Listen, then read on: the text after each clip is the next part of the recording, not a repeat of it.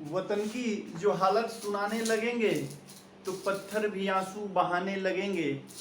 कहाँ खो गई भीड़ में आदमियत जिसे ढूंढने में जमाने लगे थे। जय हिंद दोस्तों, भारत माता की जय। एग्री अड्डा जीकेपी के इस ऑनलाइन प्लेटफॉर्म पे आप सभी का स्वागत है। साथियों, इस प्लेटफॉर्म के माध्यम से हम एग्रीकल्चर की पूरी सीरीज को लेकर चल रहे हैं, जिसमें अभी इकोनॉमी और सॉइल साइंस, कुछ जनरल एग्रीकल्चर्स की भी क्लासेस हुई हैं। दोस्तों, हम इस समय मिनरल न्यूट्रिशंस का चैप्टर पढ़ रहे हैं। यदि आपने प्रीवियस वीडियोस नहीं देखे हैं तो कृपया जाके प्लेलिस्ट में देख सकते हैं। यह इकोनॉमी और सॉइल साइंस में कॉमन ही चैप्टर है। तो आइए हम अपने वीडियो की तरफ आगे बढ़ते हैं। पिछले वीडियो में हमने आपको जिंक की डिफिशियंसी के बारे में, कॉपर की डिफिशियंसी के बारे में बताया है। अब हम नेक्स्ट एलिमेंट मोलिब्डेनम के बारे में बात करेंगे। मोलिब्डेनम इसको यमो से डिनोट करते हैं आप।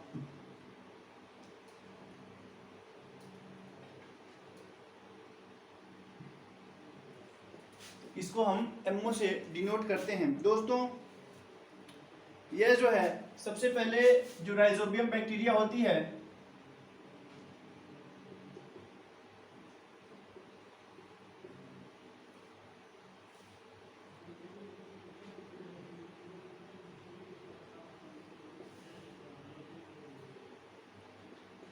उसके द्वारा जो राइजोबियम बैक्टीरिया होती है उसके द्वारा रिक्वायर्ड होता है नाइट्रोजन फिक्सेशन में। ये बहुत ही ज़्यादा हेल्पफुल होता है, यानी रिक्वायर्ड बाय द नाइट्रोजियम बैक्टीरिया, राइजोबियम बैक्टीरिया। सॉरी, हमने प्रोनाउंसिएट गलत कर दिया। ये राइजोबियम बैक्टीरिया, राइजोबियम बैक्टीरिया के बारे में आप लोग जान रहे होंगे।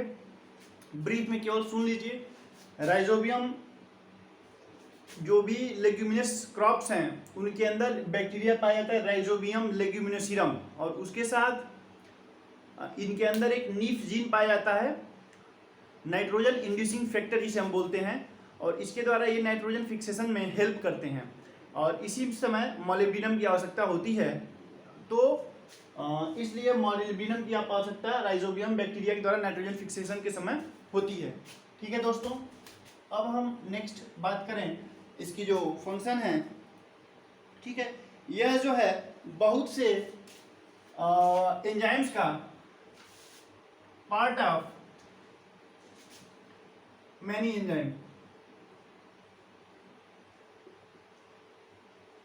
enzymes such as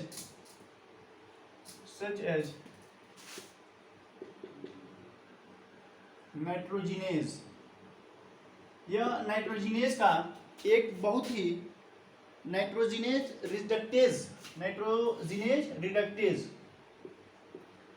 रिडक्टेज का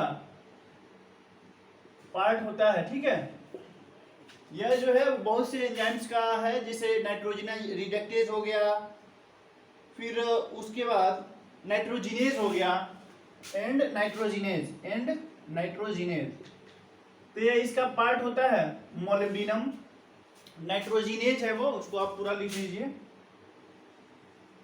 ठीक है, यह पार्ट है बहुत से एंजाइम जैसे नाइट्रोजिनेज रिडक्टेज एंड नाइट्रोजिनेज का। फिर इसी तरह से, और इसका जो काम है वो सलजम और गाजर जो हैं, कैरोट में जो स्वीटनेस आती है, ये बहुत ही इंपॉर्टेंट बता रहे हैं। इट इज रिस्पॉन्सिबल फॉर, आप इसे नोट कीजिएगा, ये बहुत ही महत्वपूर्ण है। It is necessary for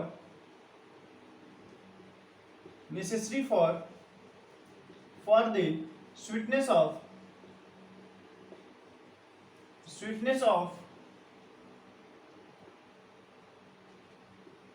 रफेनस and carrot.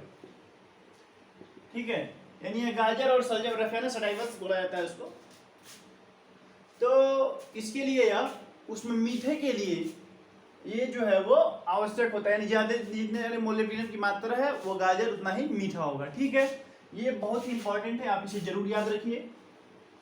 अब इसके बाद जब हम इसकी डिफिशियंसी की बात करते हैं तो मोलिब्डेनम की डिफिशियंसी से बहुत से डिजीज होते हैं। डिफिशियंसी ठीक है, पहला है ये जितनी भी डिजीज हम बता रहे हैं,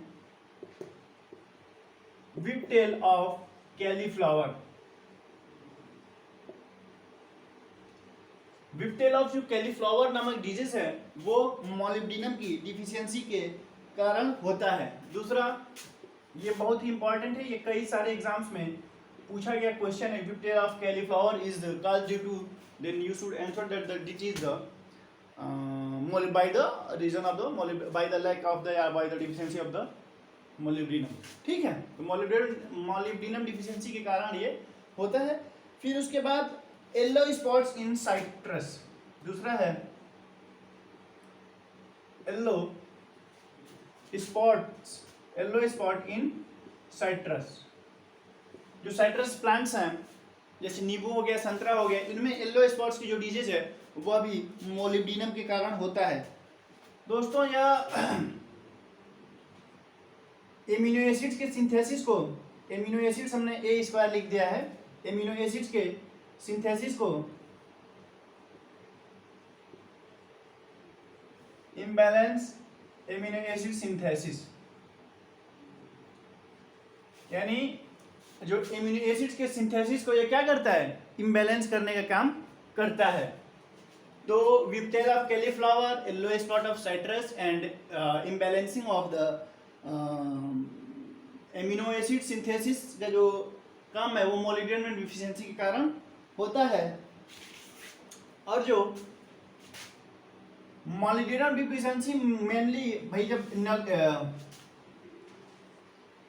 लेग्यूमिनस क्रॉप में जब नाइट्रोजन का फिक्सेशन की प्रक्रिया होगी उसी समय ये मोलिब्डेनम की डिफिशियंसी शो होती है। ठीक है, तो आपसे यदि कोई पूछ दिया तो आप इसे बता सकते हैं कि लेग्यूमिनस जो प्लांट होते हैं मोलिब्डेनम की डिफिशियंसी को शो करते हैं। अभी हम आपको एक चार्ट बना के देंगे कौन सा प्लांट किसकी उसको शो कर रहा है।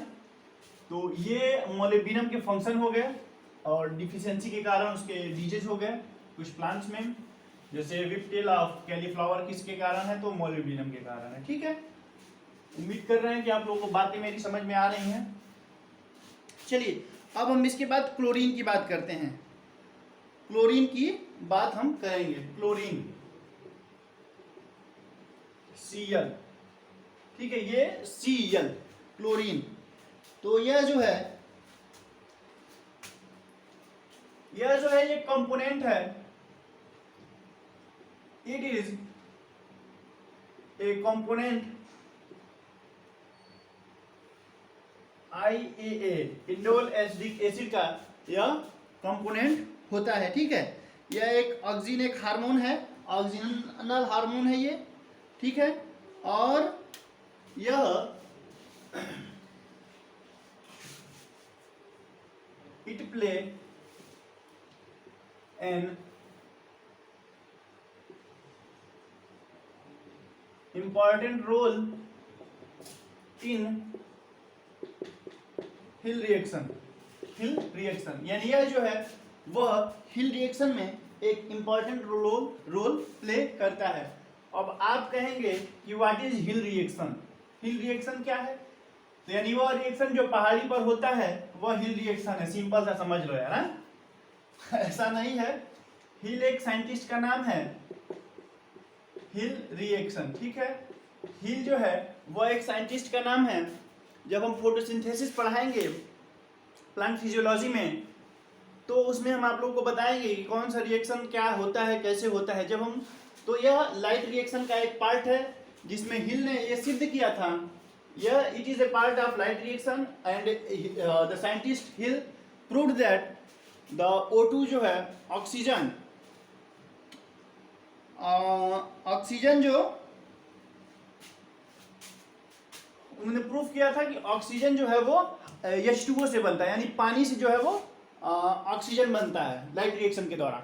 तो यही जो रिएक्शन है वो हिल रिएक्शन कहलाता है। ठीक है, ये लाइट रिएक्शन का पार्ट है, तो हम इसको विस्तार में पढ़ेंगे। अभी आप बस ये जान लीजिए कि हिल रिएक्शन का मतलब है, हिल नामक साइंटिस्ट ने बताया था और उन्होंने बताया था कि पानी से ऑक्सीजन बनता है, H2O से O2 बनेगा, यहाँ पे शायद क्लोरोप्लास्ट होता है, हाँ क्लोरोप्लास्ट में। ठीक है, तो ये हिल रिएक्शन है, यही हिल रिएक्शन है दोस्तों।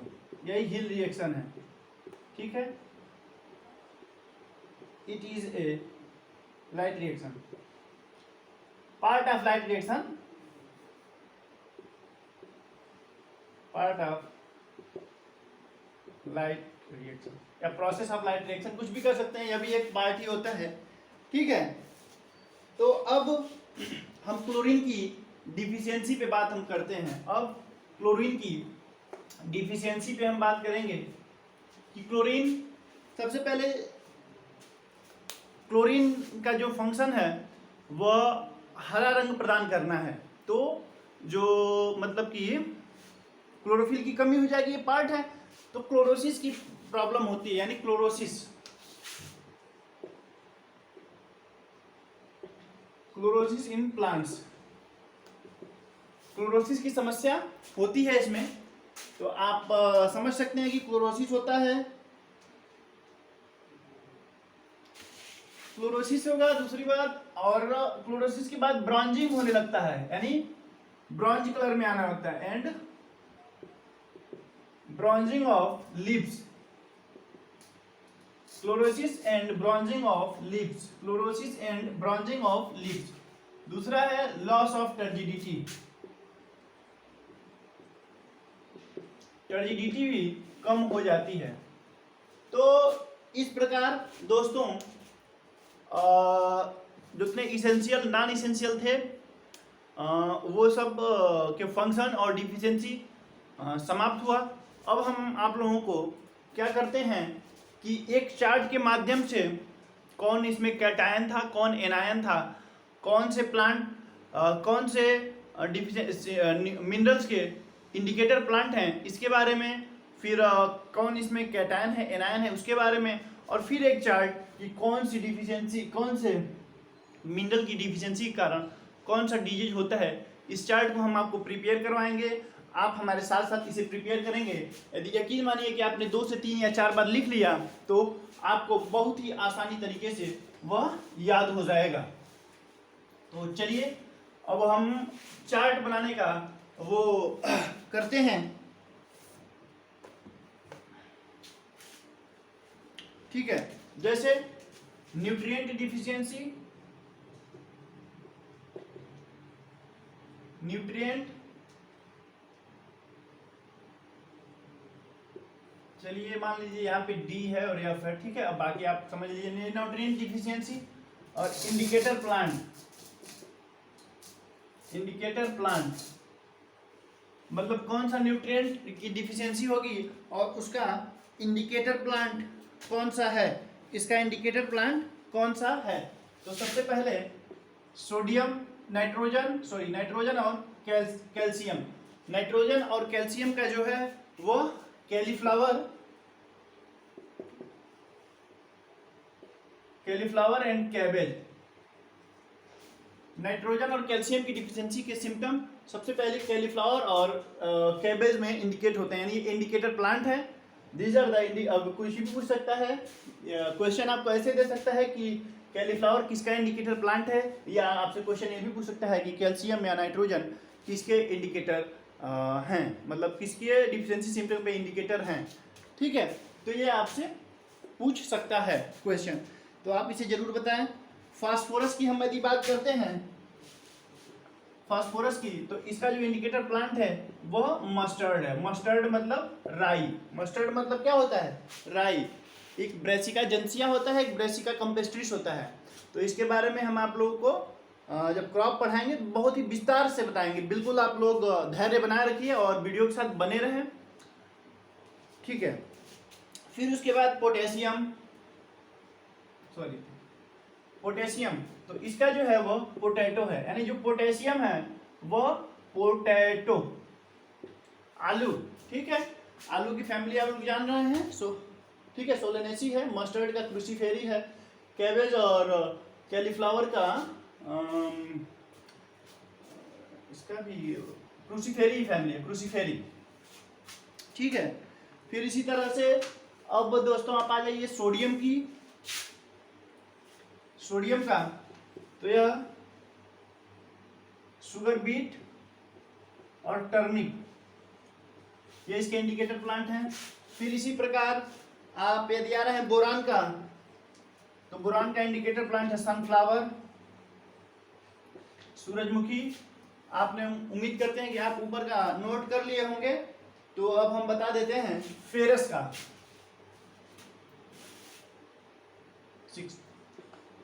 फेरस का जो इंडिकेटर प्लांट है वह है सारघम, ज्वार। और फेरस के बाद आप बात कर लीजिए तो कॉपर का जो है, कॉपर का तो यह वीट है। कॉपर का इंडिकेटर प्लांट कौन सा है? वीट। और जिंक किसका है?